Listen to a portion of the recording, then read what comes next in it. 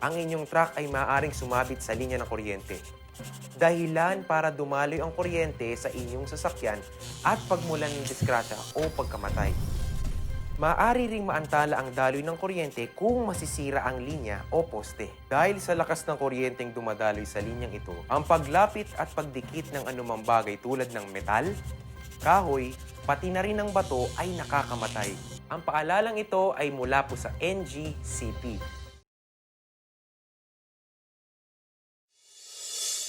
Good evening, this is SunStar Baguio Newsbits Tonight.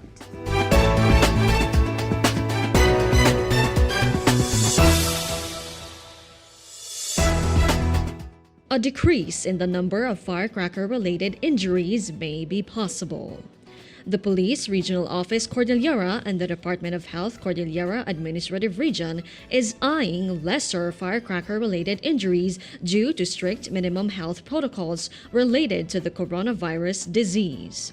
In the weekly Kapihan sa Baguio, Police Lieutenant Colonel Sibly Dawiguey Jr., Assistant Chief of the Regional Operations Management Division of PROCOR, said they are expecting a downtrend in the number of injuries due to standards observed during the pandemic.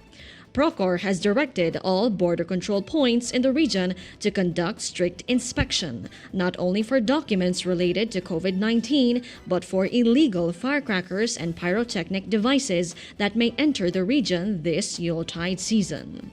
DOHCAR revealed from December 2019 to January 5, 2020, a total of 22 fireworks-related injuries with no victims of illegal discharge of firearms were recorded. DOH also assured healthcare facilities in the region, particularly during the Christmas and New Year revelry, will have separate emergency facilities that would cater to firecracker and other healthcare needs different from the COVID-19 cases. And that's our SunStar Baguio Newsbits Tonight. For more updates, visit us at our website and our official social media accounts.